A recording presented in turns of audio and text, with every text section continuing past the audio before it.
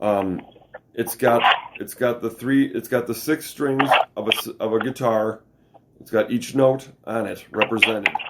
So I go to the A and I hit it. There's my pitch pipe. Here's my string.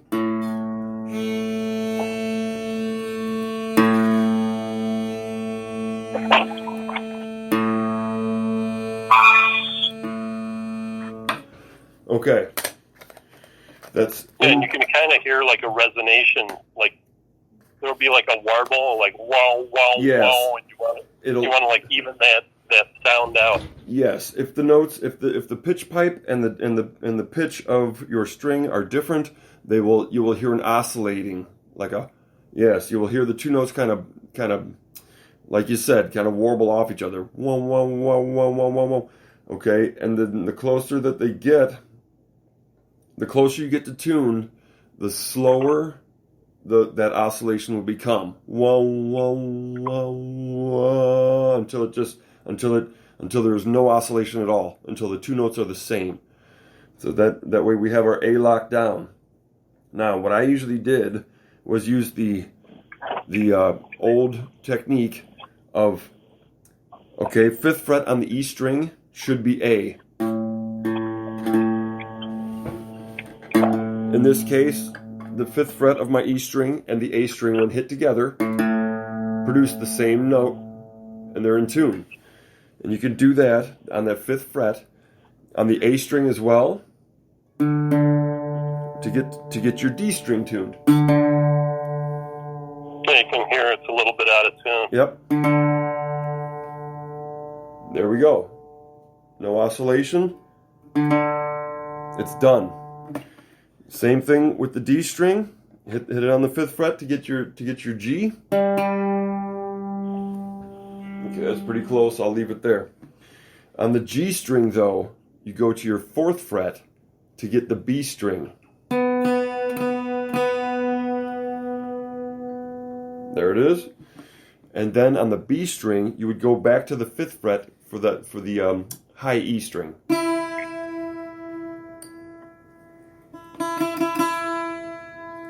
All right.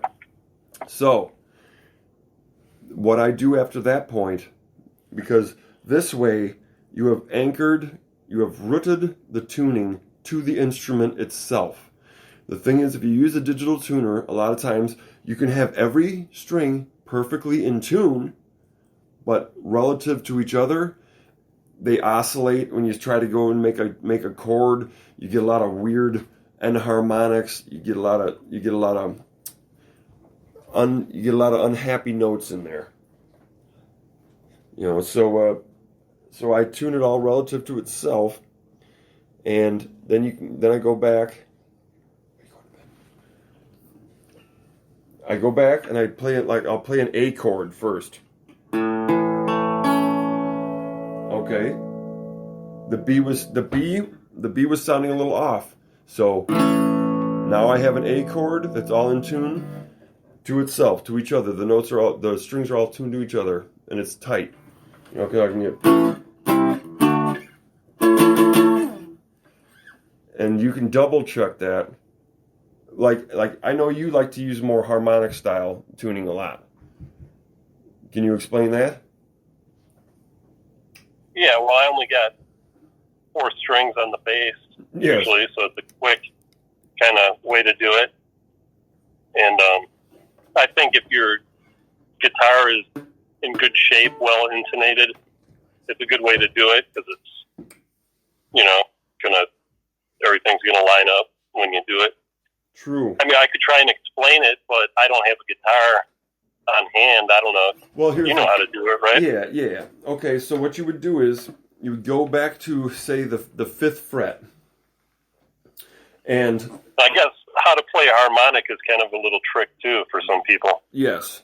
So it's like this. What you do is, to get a harmonic note, you would take like, say, your index finger of your fretting hand, and you would go directly above the 5th, 7th, or 12th fret. And when I mean above, I mean directly over it without pressing down at all. It's something you kind of have to really kind of finesse that and feel it out to get it. It's not. It's just resting it on, so it kind of buzzes on your finger when you pluck it. So it barely is grazing the string. Yeah. Now that's a harmonic A, and if you go to the 7th fret of the A string, okay, 5th fret of the E string, 7th fret of the A string. Now, when you hit those two together,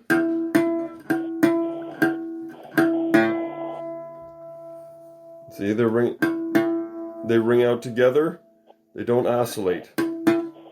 Same, and then you move over to the A string.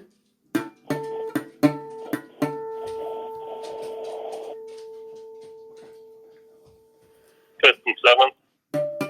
Yep, 5th and 7th, 5th and 7th. Love you. And that's just one way you can go back and check your tuning to make sure that you're pretty in tune. Now, having said that,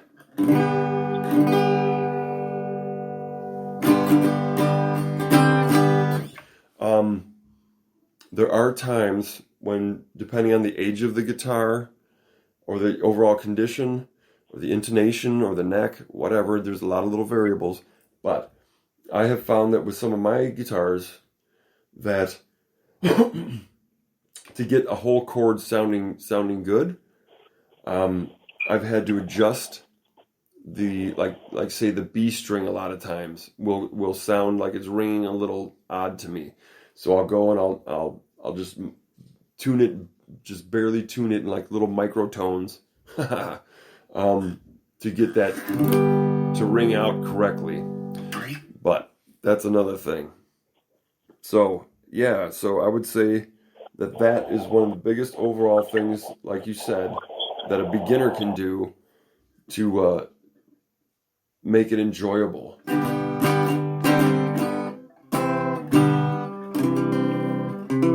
Yeah, because you can be the best guitarist in the world, and if you're out of tune, it's going to sound shitty. Yeah, and it's uninspiring, and it just is lame. Yeah, it's like someone singing, out of tune. Yeah. And we've all heard that before if we've gone to church, right? Oh, boy.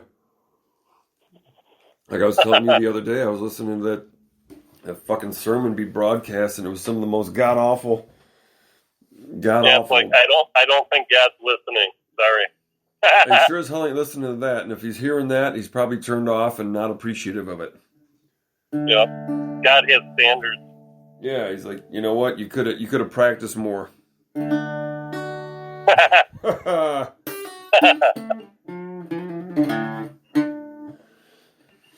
Anyway, so beginning. Here's some other things to consider. The gauge of strings that you have on your guitar can make another huge difference to wanting to get more into it or not. Like when I started playing, I didn't have any idea what the hell medium, light, fucking heavy, whatever. I had no idea. They're just the ones that came on my guitar. Well, I'm sure they were just some, medium light or light strings that were on there the first.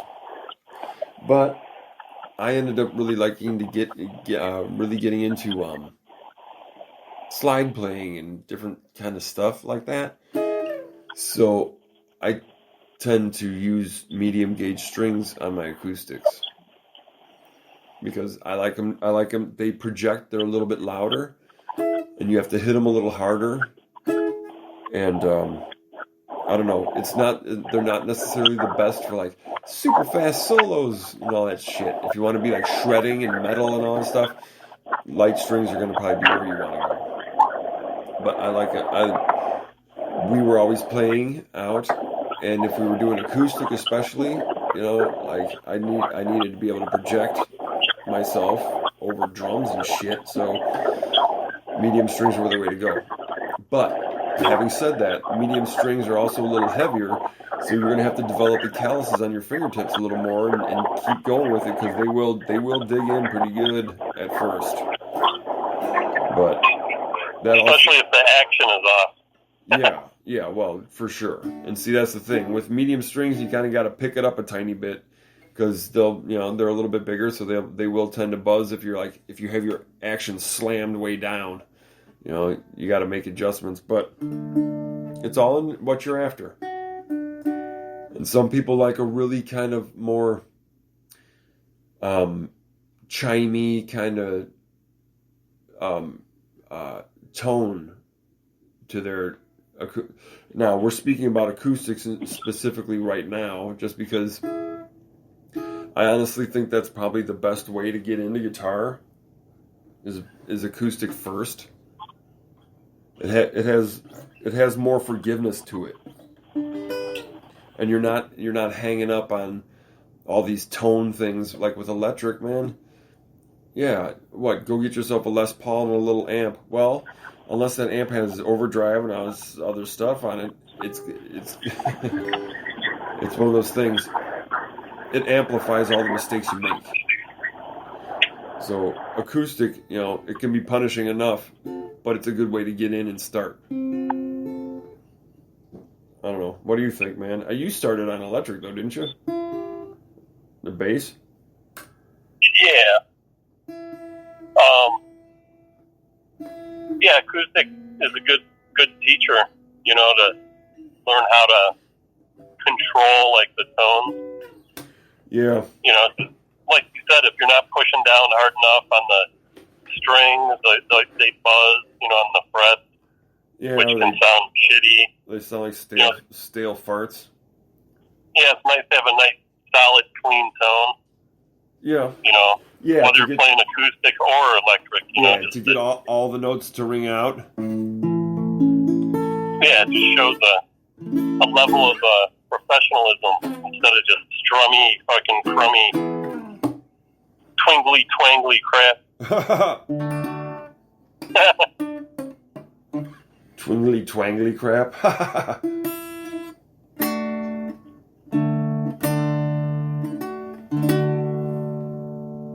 Nope, too much Easy Rider. What's that? Too much Easy Rider. Easy Rider.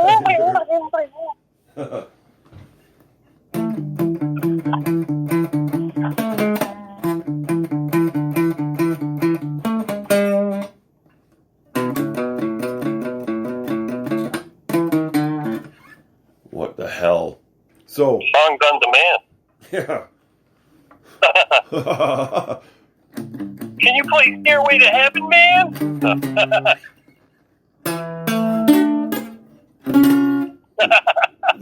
That's it, isn't it?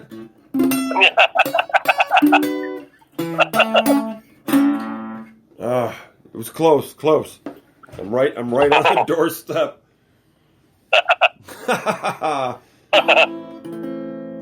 So, aside from tuning, what do you think's the next most important thing to be able to get into the jam for somebody just starting out?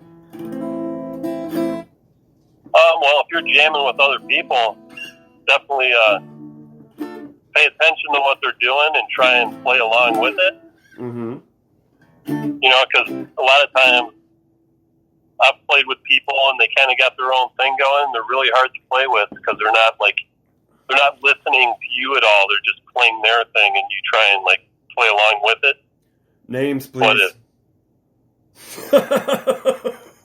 What's that? Names, please. Yeah. There's too many to fucking list. Ooh, calling them out, man. 30 years worth. Yeah. No, but, when you're playing with other people, it's much more enjoyable when everybody's, like you said, it's a language, everybody's grooving on the same vibe, That's the thing. You kind of got to get on the same wavelength, because if someone's not on it, then you can tell, it's kind of choppy or... Yeah, like you remember that one time that one guy was playing that one thing at that place? He was going squealy, and nobody was really like, hey, man, we're all trying to do this thing, but he was doing his own thing. You remember that shit? Yeah, there's this asshole it's like I was just past this guy. I'm on the highway. I'm going 70. This guy must have been going fucking 40 or 35. It's like, get the fuck out of the lane. Jesus. Why do you attract those type of people?